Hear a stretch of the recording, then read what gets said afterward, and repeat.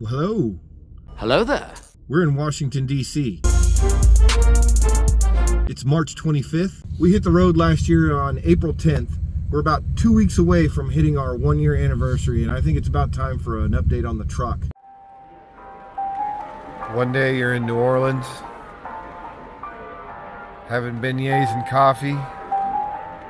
The next you're riding out a storm in Birmingham, Alabama. Broken down at a U-Pull-It junkyard.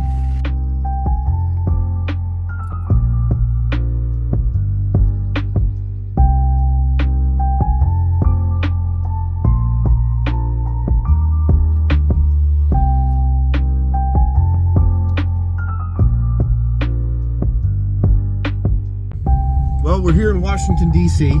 We did make it, but just barely.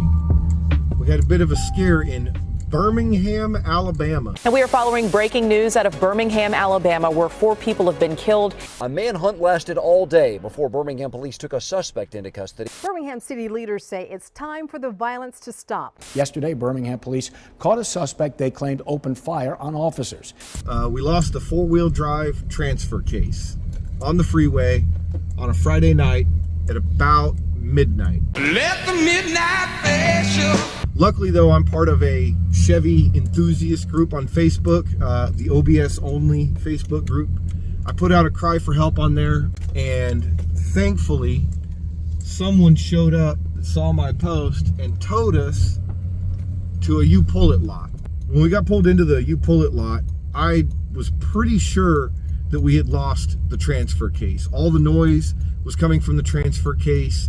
I couldn't get it into 2-wheel drive. I couldn't get it into 4-wheel drive high. I was able to get it into 4-wheel low, but none of these symptoms really make sense for a transfer case. It was all kind of odd. The final nail in the coffin was when we were at the junkyard, and I had the mobile mechanic that was there at the junkyard helping everybody out.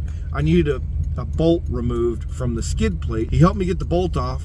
Then he asked me what was wrong with the truck, and I told him all the symptoms, and he goes, "Yep, that's the transmission."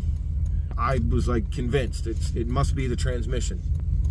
The trouble with that was a transmission rebuild takes a couple of weeks on top of the several $1,000s that it costs to rebuild one. So between the cost of the repairs, the cost of staying in a motel room, the cost of food, since we don't have access to our truck and our kitchen and all that kind of stuff, would have added up to an astronomical price in Birmingham, Alabama. This is ridiculous, man. They're bringing us no silverware, no chopsticks. It did say authentic Chinese food, so. No napkins. We're using towels in the hotel room to wipe our mouths. No napkins, no soy sauce, no mustard, no fortune cookies. How am I supposed to know when the truck's gonna get done if I don't have a fortune cookie? $30. That's what we got. Exactly what we ordered. And nothing more. We really thought that the trip was over. That was it. It was time to sell the truck for whatever we could get for it. It was time to head back to Arizona, I guess, or somewhere. We don't really know, you know. We kind of gave up everything that we owned, but we thought it was time to give it up. This is the end, beautiful friend. Luckily, that was not the case. Well, here we are. We're doing 12 miles an hour through Birmingham, Alabama, because I only have 4 low. I lost 2 high, 4 high. It's making a horrible, horrible noise. We don't really know what it is. We're on our way to a shop right now.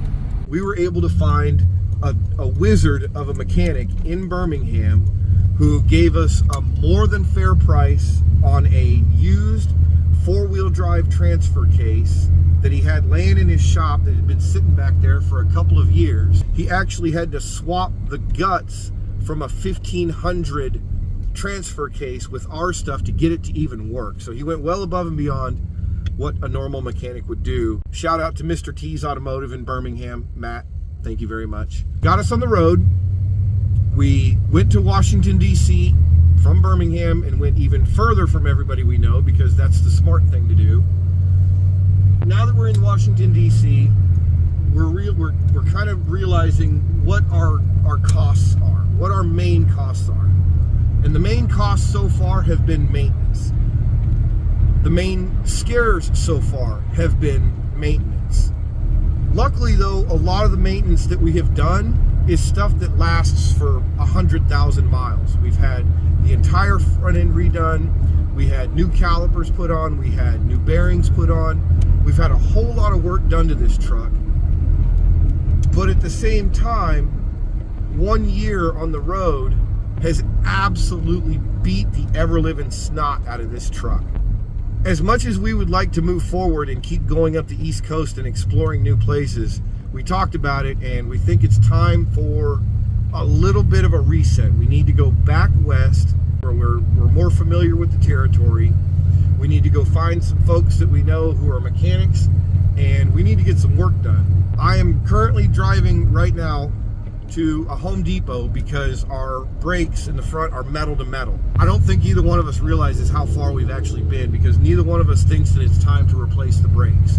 Even though we did the brake job, let's be real, we were on the west coast of America, as far west as you can get. And we're in Washington, D.C. now. So, I mean, we've driven across the entirety of the country.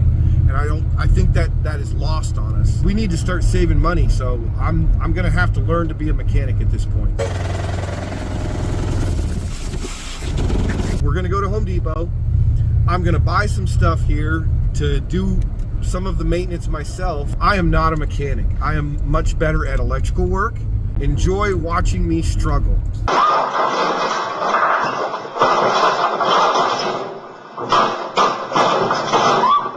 But I'm going to have to attempt it because if we ever expect to travel to Alaska or to Canada or to really crazy areas in this truck, I'm going to have to be able to do this stuff. So here we go.